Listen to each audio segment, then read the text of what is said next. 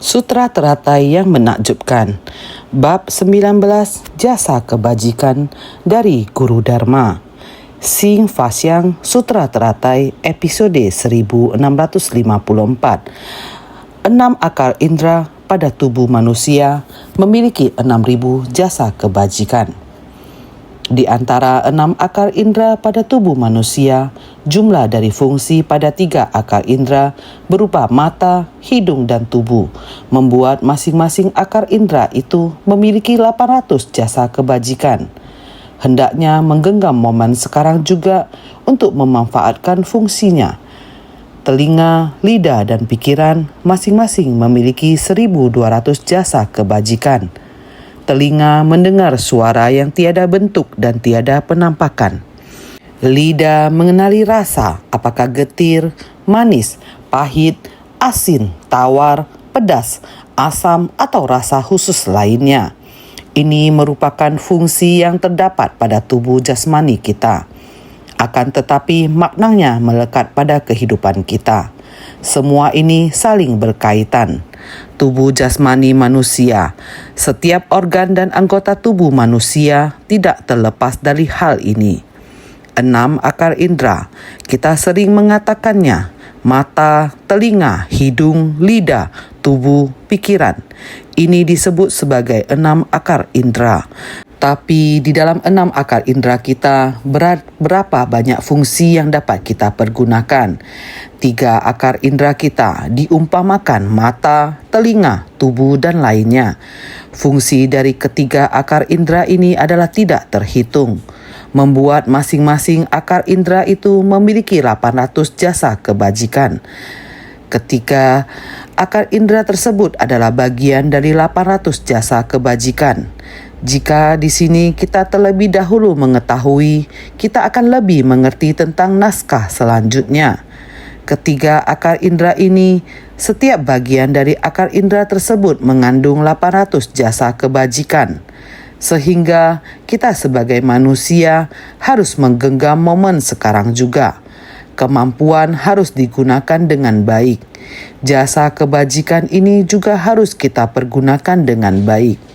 Jika kita tidak menggunakannya dengan baik, sisi lain dari jasa kebajikan adalah kejahatan. Sehingga kita harus menggunakannya dengan baik. Telinga, lidah dan pikiran, 3 akar indera ini, setiap akar memiliki 1.200 jasa kebajikan. Telinga mendengar suara yang tiada bentuk dan tiada penampakan. Saat kita mendengarkan dengan telinga kita, suara yang kita dengar tiada bentuk dan tiada penampakan. Bagaimana dengan lidah kita? Dengan lidah, kita bisa mengenali rasa, apakah getir, manis, pahit, asin, tawar, pedas, asam atau rasa khusus lainnya. Lidah kita memungkinkan kita agar kita mendeteksi berbagai rasa. Apakah fungsi dari akar-akar ini berguna bagi kita? Fungsinya sangat besar. Jadi, jika kita bisa dengan sungguh hati untuk memahami itu semua, kita akan mendapatkan jasa kebajikan dari menggunakan mereka. Jika kita penuh perhatian dan memanfaatkan itu semua dengan baik, maka akan menghasilkan jasa kebajikan. Organ-organ tubuh kita dan 6 akar indera semua bisa kita gunakan dalam kehidupan ini. Jadi, kita harus dengan sungguh hati menggunakan mereka dengan baik. Selanjutnya, kita mendengarkan kalimat sutra sebelumnya yang berbunyi, pada ketika itu, Buddha memberitahukan Bodhisattva Mahasatwa Sattata Sambibayukta, seandainya ada pria berbudi atau wanita berbudi menerima dan menegakkan sutra teratai ini, baik membaca, melafalkan, menjelaskan atau menyalinnya. Sutra teratai bab 19, Jasa Kebajikan dari Guru Dharma. Pada bab sebelumnya, ini adalah Buddha Sakyamuni, mulai ingin membabarkan bab jasa kebajikan dari Guru Dharma. Saat memulai, penerima ajarannya, yakni Bodhisattva, Satata Samhita Buddha, seorang bodhisattva agung. Sebelumnya lagi, Sang Buddha juga terus-menerus membabarkan kepada penerima lainnya. Maitreya, bodhisattva Maitreya adalah Buddha masa depan dunia. Tentu waktunya masih sangat lama, namun sekarang kita sudah mengetahuinya. Karena setiap orang yang mempelajari ajaran Buddha mengetahui bahwa kelak akan terlahir Buddha Maitreya. Jadi telah dipersiapkan untuk menjadi seorang Buddha. Di dunia manusia yang kita sebut waktu adalah lebih dari 5,6 miliar tahun. Sangat lama, sangat lama. Namun di alam dewa dan Buddha, waktunya tidak terhitung lama. Kelak di dunia akan menjadi Buddha. Untuk membimbing semua makhluk, Buddha masa akan datang. Oleh karena itu, ada banyak melalui Bodhisattva Maitreya bertanya tentang isi Dharma, agar kita dapat memperoleh pemahaman yang lebih jelas dan lebih baik. Sekarang sudah di sini. Ini juga merupakan pintu pokok. Di dalam pintu pokok, Sang Buddha menyapa Bodhisattva Satata Samhita Buddha. Hal ini menunjukkan bahwa Sang Buddha mengakui Bodhisattva Satata Samhita Buddha dan ingin kita mengetahui bahwa Bodhisattva Satata Samhita Buddha kekuatan pelatihannya sudah sangat dalam. Kapasitasnya sangat dalam, dapat disebut sebagai para bodhisattva dengan pencerahan setara Buddha. Jadi antara Buddha dan Bodhisattva Satata Samhita Buddha terdapat pemahaman yang mendalam satu sama lain dan memahami kedalaman kemampuannya di dalam kelompok bodhisattva. Karena Bodhisattva Satata Samhita Buddha memiliki kemampuan seperti itu dan semua orang mengakui hal tersebut. Oleh karena itu, bagian penting dari naskah sutra ini, beliau menjadikan Bodhisattva Satata Samhita Buddha sebagai objek pembicaraan, sehingga dia disebut Bodhisattva Satata Samhita Buddha. Engkau adalah bodhisattva agung, engkau harus mendengar, yang juga artinya membimbing semua orang untuk mendengarkan dengan seksama. Seandainya ada pria berbudi atau wanita berbudi menerima dan menegakkan sutra teratai ini, baik membaca, melafalkan, menjelaskan atau menyalinnya, beliau khawatir orang-orang akan melewatkan apa yang seharusnya mereka terima dan tegakkan. Oleh karena itu, di tempat inilah dimulai mengajarkan semua orang bagaimana memasuki pintu ajaran Buddha. Setelah memasuki pintu ajaran Buddha, kita harus selalu menerima dan menegakkan ajarannya. Dan kita harus tekun membina diri. Hanya ketika pembinaan diri kita tidak terpisahkan dari hal-hal ini, kita baru bisa tetap fokus dan tidak mudah terganggu. Sehingga kita juga tidak menjadi malas membaca, melafalkan. Membaca dan melafalkan ini adalah dua hal yang berbeda. Namun jika digabungkan juga merupakan satu kesatuan. Membaca, bacalah dengan tenang. Melihat buku, lihatlah dengan sungguh-sungguh.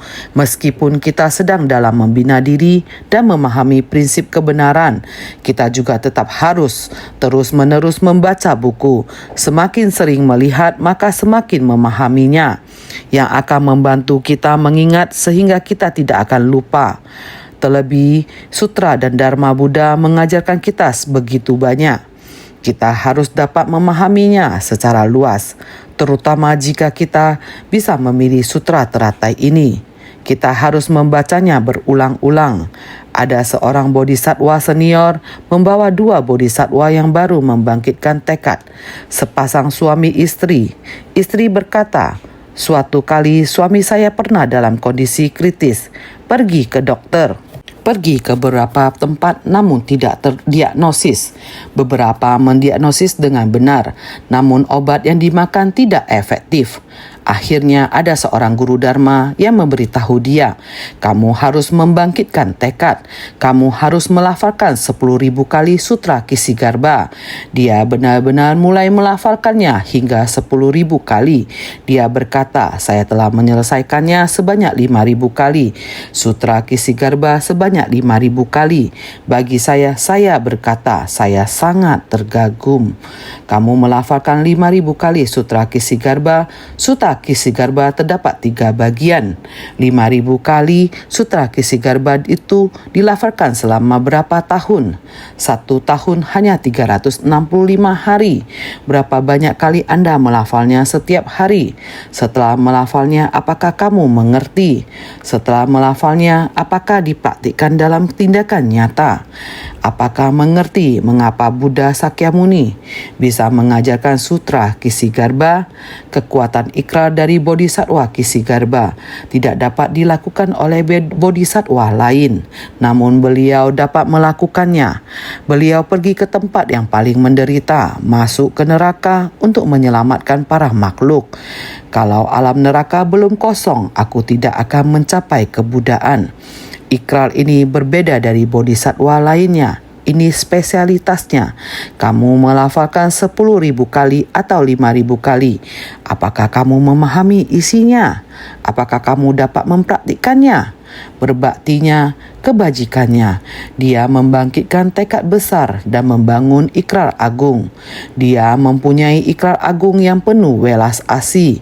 Apakah kamu bisa menghayati dan memahaminya? Dia hanya terus-menerus melafal seperti ini. Itulah yang diyakininya. Jadi saya hanya bisa menekannya dengan mengatakan Anda harus memahami semangat dan tekad Bodhisattva Kisigarbha, ikrar dan tindakannya yang agung. Ini sangat penting. Saya berharap semua orang dapat memasuki pintu ajaran Buddha. Dengan memasuki pintu ajaran Buddha, kita dapat benar-benar belajar cara berlatih dalam praktik spiritual. Ada bodhisattva lansia lainnya yang datang karena dipenuh berkat. Dia dikaruniai anak-anak yang berbakat dan keadaan keluarga yang baik. Dia menjalankan vegetarianisme dan sangat baik. Dia tekun mempraktikkan Buddha Dharma dan rajin mengunjungi tempat pelatihan spiritual dengan tekun. Dia pergi ke banyak tempat untuk memberi penghormatan. Dia telah mengunjungi banyak tempat yang jauh, termasuk semua biara terkenal di Tiongkok. Berpartisipasi dalam memberikan persembahan makanan kepada para arwah gentayangan di air dan darat dan lainnya. Dengan situasi keuangannya, dengan bakat seperti itu, dan dengan kebebasan ini untuk terus bepergian, baik dengan kelompok atau dengan guru Dharma. Dia selalu berkata, saya pergi ke tempat ini dan itu. Sebenarnya di dalam hati merasa sangat hebat. Di umur yang begitu tua masih dapat mengunjungi tempat pelatihan diri. Juga sangat banyak mengetahui begitu banyak hal. Namun apakah ada yang dilakukan? Kalian ada mengunjungi ke negara mana? Mereka berkata, juga mereka memberitahu saya mereka mau pergi ke negara mana, mengunjungi daerah yang orang miskin dan sulit. Saya sedang bertanya pada mereka, kalian ada membantu mereka? Apakah kalian melakukannya? Singkatnya begini kelanjutannya. Sebenarnya sangat banyak waktu saat mau menyampaikan. Jika menggunakan begitu banyak uang, tidak tahu berapa banyak orang yang kita mampu tolong, mampu menggunakan begitu banyak waktu, berapa banyak orang yang kita mampu bantu. Intinya menggunakan segenap hati di tempat ini. Hati ini terus merasa kamu melakukan hal ini. Jika bekerja seperti ini, kamu mempunyai kemampuan ini. Jika begini, selalu orang mempunyai pandangan dan pemahaman seperti ini. Ada kelebihan dan kekurangan ini. Kita sendiri juga bisa merasakan bahwa berjalan-jalan adalah hobi mereka. Membaca sutra juga adalah ilmu mereka. Sebenarnya juga tidak mudah. Tapi jika mau kita datang melakukan, saya tidak bisa. Saya ada prinsip dan pikiran sendiri. Inilah kita manusia. Kita di dunia ini, pikiran kita tidak berbentuk. Hanya meminjam tubuh ini. Meminjam 6 akar indera ini. Mau bagaimana digunakan. Semangat dan filosofi. Inilah sifat hakiki kita. Dari kehidupan ke kehidupan, kita tidak hanya bilang selama bertahun-tahun, mungkin di kehidupan masa lampau. sudah terus-menerus memiliki tabiat buruk ini. Karena arah tabiatnya sudah demikian, maka memiliki kesadaran dan konsep pemikiran seperti ini. Berpikir bahwa konsep begini baru benar. Kita semua ada konsep pemikiran seperti ini. Konsep pemikiran juga disebutkan tabiat dan membentuk arah dan konsep kita. Sama prinsipnya, maka apakah konsep pemikiran bisa dirubah? Bisa. Kita melakukan hal seperti ini saat waktu seperti ini. Selama kita mengikuti benih sebab dan kondisi, jika benih sebab dan kondisi berpadu, mungkin orang yang tekun seperti ini bisa melakukan hal yang praktis di dunia ini. Saat mereka di dunia ini paling membutuhkan, kamu bisa memberi yang dibutuhkan pada saat yang tepat. Inilah yang terbaik. Seperti kita saat ini sedang membicarakan sutra teratai, membaca, melafalkan, menjelaskan, menyalin. Membaca tentu sangat penting. Tidak membaca, kita bagaimana tahu apa yang disebut sutra teratai? Namun membaca dan melafalkan, kamu memahami arti di dalamnya. Seandainya kamu tidak memahami arti di dalamnya, seperti kita sekali menyanyikan lagu, sudah lewat. Lagu sudah hafal menyanyikannya, namun lagu ini tidak berhubungan dengan kita. Hanya kita ada minat ingin nyanyi saja. Seandainya demikian, membaca sutra juga tidak ada artinya. Membaca ibarat lagu. Kita saat ini adalah membaca. Setiap huruf, setiap kata, satu paragraf. Di depan bab jasa kebajikan turut bersuka cita. Belakangnya bukannya demikian mengatakan, satu kata, satu paragraf, baik-baik bersungguh hati. Kita harus membaca, harus melafalkan, tidak peduli hanya satu kata, satu paragraf masuk ke dalam batin kita, adalah membuat kita bersuka cita dan memahaminya. Oleh karena itu, mengajak semua membaca, melafalkan harus rajin. Perasaan hati meyakini dan memahami secara mendalam, membaca dan melafalkan, jadi menjelaskannya atau menyalinnya. Bukan hanya membaca atau melafalkan begitu saja, tetapi masih harus menjelaskannya atau menyalinnya. Kita harus memberi persembahan dengan hormat. Secara keseluruhan ada 5 jenis.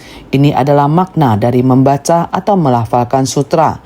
Jika tidak, masing-masing orang memiliki minat masing-masing, masing-masing memiliki pintu menuju Dharma.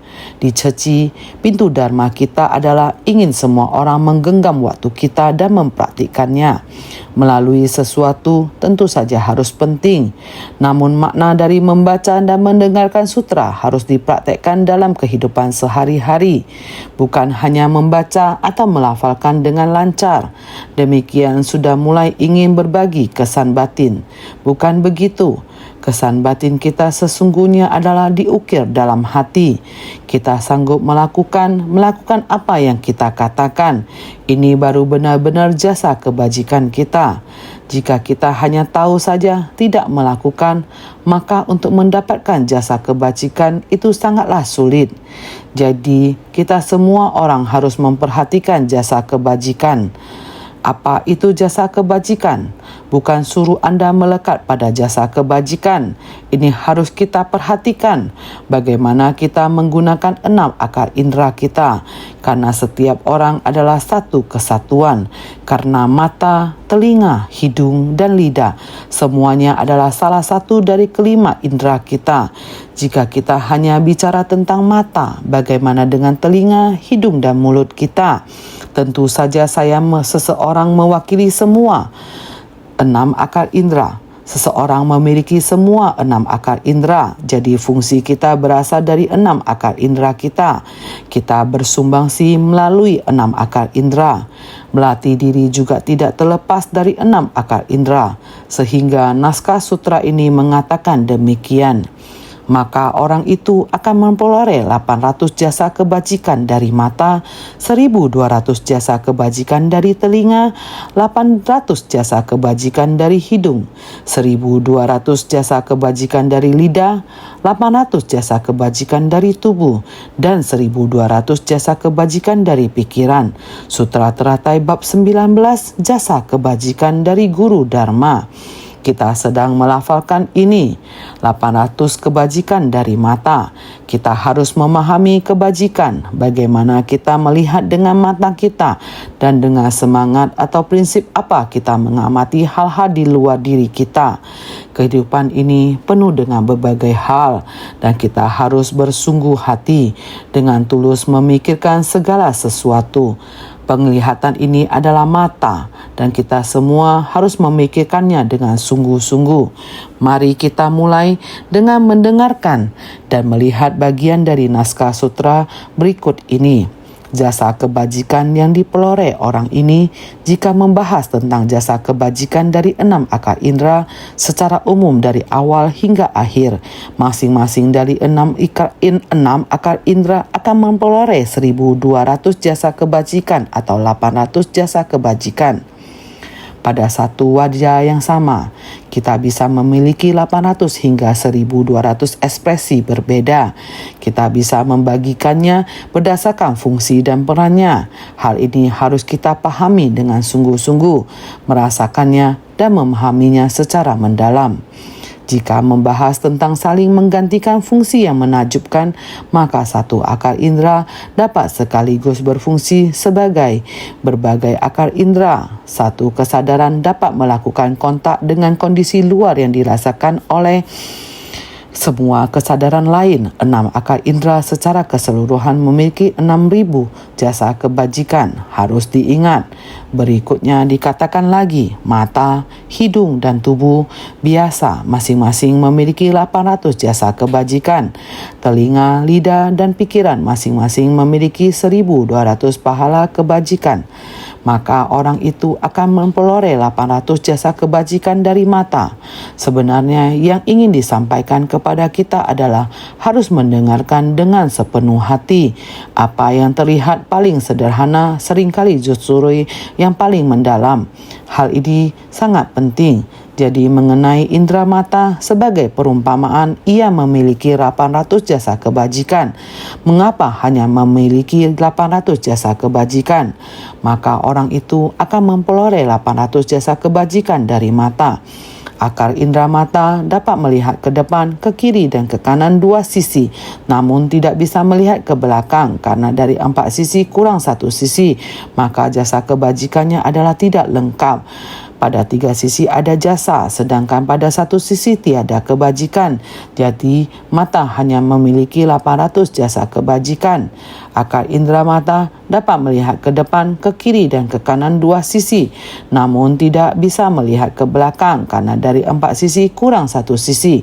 Artinya depan, belakang, kiri dan kanan kita 4 sisi ini kurang lihat 1 sisi, mata kita hanya melihat ke depan, melirik ke kiri dan ke kanan, yang dapat kita mengerti dengan memutar kepala kita ke kiri dan ke sana. Kita bisa melihat ke arah ini, tetapi untuk melihat ke belakang kita harus membalikkan seluruh badan kita. Jika kita tidak membalikkan seluruh badan kita, kita tidak dapat melihat belakang kita. Inilah fungsi akal indera mata kita. Jadi mata hanya punya 800 jasa kebajikan. Jadi jasa kebajikannya adalah tidak lengkap. Jasa mengacu pada fungsinya. Bagaimana dengan kebajikan? Saya sering berkata kepada semua orang, kebajikan adalah sesuatu yang diperoleh. Dengan fungsi mata kita, kita bisa melihat ke depan. Berputar, kita bisa melihat ke kanan dan ke kiri. Jadi kita bisa melihat semuanya. Melalui fungsi dari memutar, dengan berputar akar mata melihat hal-hal. Ketika pandangan kita bertemu dengan objek, menemukan ini artinya kita memperoleh apa yang kita peroleh adalah jasa. Kebajikan adalah sesuatu yang diperoleh. 2 huruf ini, jika kita mengerti dengan jelas, kita dapat menggunakan dengan tepat. Jadi, pada 3 sisi ada jasa, sedangkan pada 1 sisi tiada kebajikan. Ini bisa berfungsi di 3 arah, tetapi di arah keempat, 1 sisi yaitu di belakang kita tidak bisa melihat. Jadi tanpa memperoleh apapun di belakang kita tidak dapat melihat pada arah itu. Jadi pada 1 sisi tiada kebajikan. Jadi mata hanya memiliki 800 jasa kebajikan, 1.200 jasa kebajikan dari telinga. Akal indera telinga dapat mendengar ke 10 penjuru tanpa tersisa satu sisi pun. Ketika bergerak mampu mendengar dekat maupun jauh. Ketika diam dapat mendengar tanpa batas. Jadi hendaknya tahu kenapa akal indera telinga memiliki 1200 jasa kebajikan dan sepenuhnya 1200 jasa kebajikan dari telinga. Akal indera telinga dapat mendengar ke 10 penjuru tanpa tersisa satu sisi pun. Ketika bergerak mampu mendengar dekat maupun jauh, tempat yang sangat jauh ataupun tempat yang dekat. Ketika kita bergerak akan mendengar yang dekat. Ketika kicauan burung kita bisa mendengar. Ketika kita diam kita dapat mendengar yang lebih jauh. Ketika kita bergerak saat ini sedang bergerak. Anda melihat saya, mendengar suara saya. Melihat saya sedang berbicara sehingga pikirannya fokus pada saya. Saya sedang berbicara, kalian mendengar. Dan ketika saya berbicara, ada burung di sekitar sini. Saya juga mendengar suara kicauan burung. Sebenarnya saya mampu mendengar seberapa jauh. Saya tidak tahu. Saat ini yang terdengar oleh telinga adalah suara burung. Dan seberapa jauh jarak burung dengan saya. Seharusnya bukan berada dalam ruangan ini. Tanpa wujud ada di tempat yang jauh. Kita bisa mendengar ketika kita diam.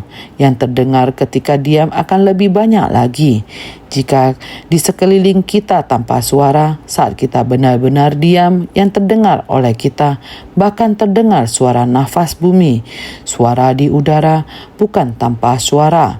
Udara juga memiliki suara.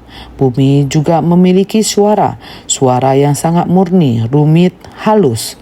Sangat murni dan halus. Suara dari jauh kadang akan terdengar suara gelombang laut. Sebegitu jauh ketika kita diam dahulu saya keluar ke sini. Duduk bermeditasi bersama kalian. Dapat mendengar suara di udara, di atas laut dan suara nafas bumi. Ini semua terdengar ketika kondisi diam. Kemampuan telinga lebih bagus dibandingkan dengan kemampuan mata. Jalan yang tembus ke segala arah. Burung di sebelah sini hanya dengan mendengarkannya saja telah mengetahuinya. Tidak perlu mata untuk melihatnya. Suara yang di sebelah sini juga ada. Seharusnya di saat bersamaan juga bisa mendengarkannya.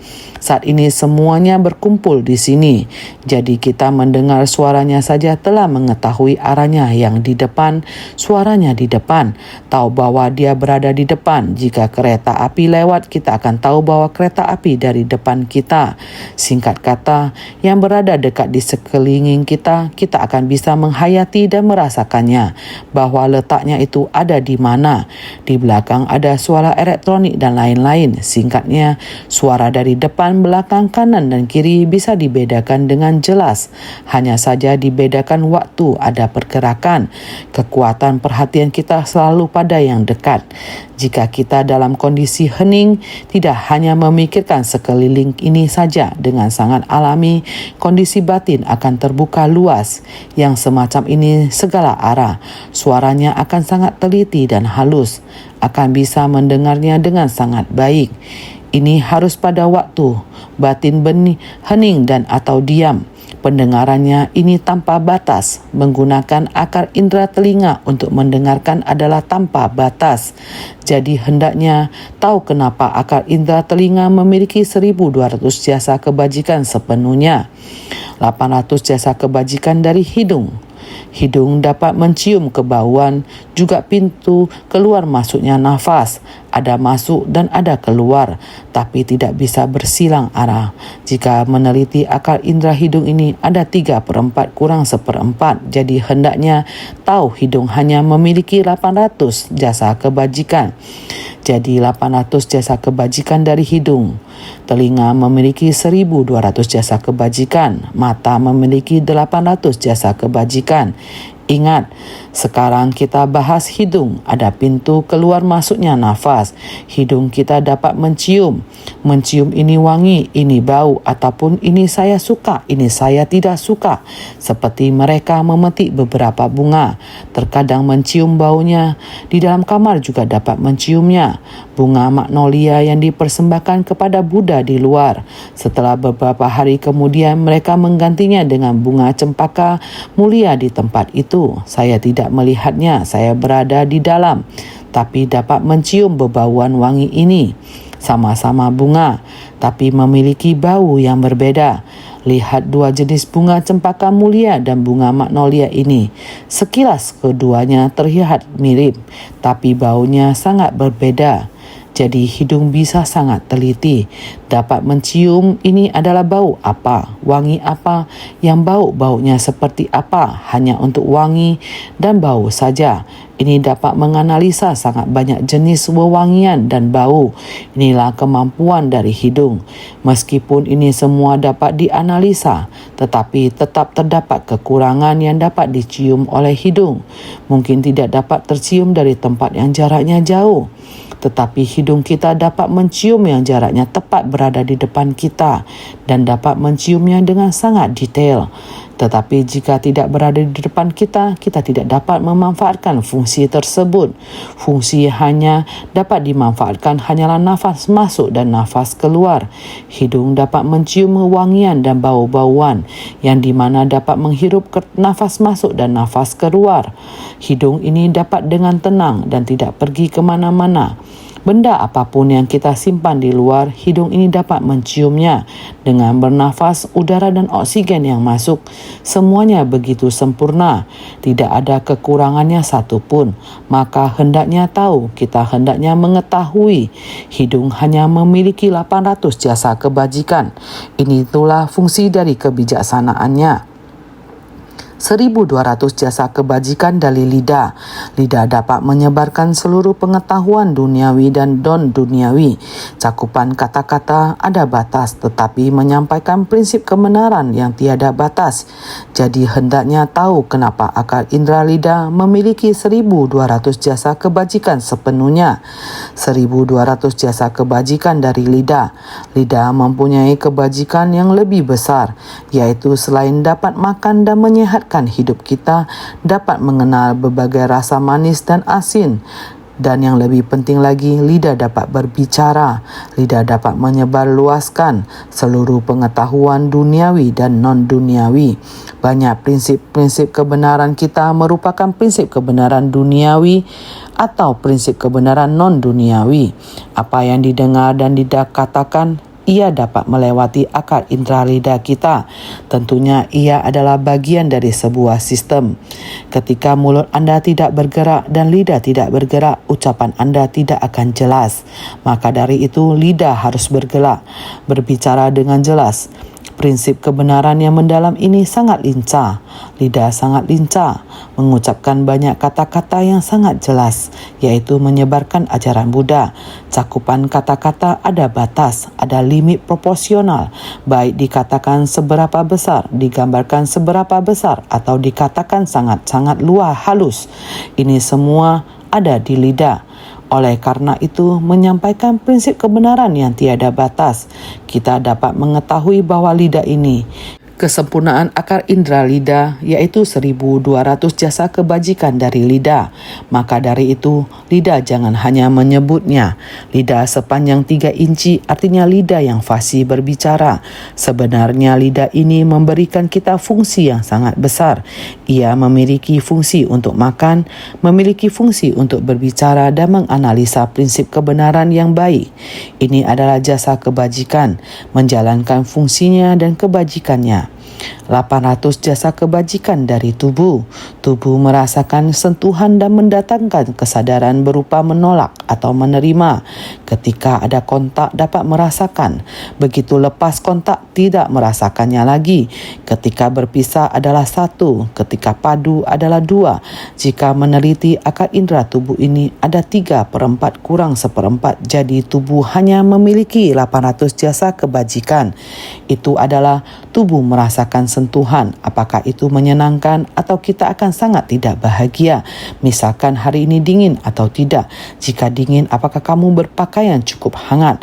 Kurang hangat bisa sangat dingin. Rasa dingin bentuknya seperti apa? Tidak tahan harus bagaimana, segera tambahkan satu baju lagi untuk kamu atau sebuah selimut untuk membungkusmu. Kebalikannya adalah kurangnya benda-benda ini. Di saat dingin, ada cukup benda-benda ini untuk menghangatkan kita atau menolak dan menerima yang tubuh kita rasakan. Perasaan bisa membedakan dingin atau panas. Semua yang dibutuhkan tubuh. Kita semua juga memiliki perasaan seperti ini. Jadi ketika ada kontak dapat merasakan, begitu lepas kontak tidak merasakannya lagi. Saat kontak kita merasakan, namun jika terlepas, benda ini jika terlepas maka sudah tidak tahu. Jadi ketika berpisah adalah satu. Berpisah ini setelah berpisah tubuh ini, kecuali diri sendiri mengambil benda itu lagi untuk digunakan oleh tubuh kita. Jika tidak demikian, tubuh ini apakah benar masih bisa melakukan sesuatu? Ini hanya memiliki perasaan seperti ini, yang lembut, yang keras, yang dingin, yang panas, yang sakit dan yang nyaman. Ini satu-satunya tubuh ini. Dengan begini ia bisa berfungsi hanya seperti ini saja. Jikalau tidak, ia masih bisa apa? Jadi tubuh ini selalu ada kekurangan yang sama, sebuah fungsi yang kurang, yaitu 800 jasa kebajikan. 1.200 jasa kebajikan dari pikiran. Pikiran diam-diam dapat menampung segala dharma duniawi dan non-duniawi pada 10 penjuru dan dalam 3 periode waktu, baik pikiran dari makhluk suci ataupun awam. Tiada yang tidak dicakupnya sampai ujung dunia sekalipun. Jadi hendaknya tahu kenapa akal indera pikiran memiliki 1.200 jasa kebajikan. Jasa kebajikan dari pikiran sangat mudah untuk kita pahami. Pikiran secara diam-diam mencakup segala sesuatu. Setiap hari apabila kita tidak mengekspresikan sesuatu, kita membiarkannya dalam hati. Maka itulah pikiran. Kita mendengar banyak hal. Kita dapat menerima segala hal dan memasukkannya ke dalam batin, segala dharma duniawi dan non-duniawi pada 10 penjuru dan dalam 3 periode waktu. Pikiran dari orang suci maupun orang awam dapat menerimanya. Kita orang awam dalam pikiran kita. Sebenarnya kita semua mengetahui dan memahami. Kita memiliki sifat hakiki yang demikian adanya. Walaupun kita memiliki pemahaman ini, masa lalu, sekarang dan masa akan datang, kita tidak memahaminya sampai tuntas. Namun masa lalu, sekarang dan masa akan datang dapat kita temukan tersembunyi dalam pikiran kita. Kita hanya belum membangkitkannya.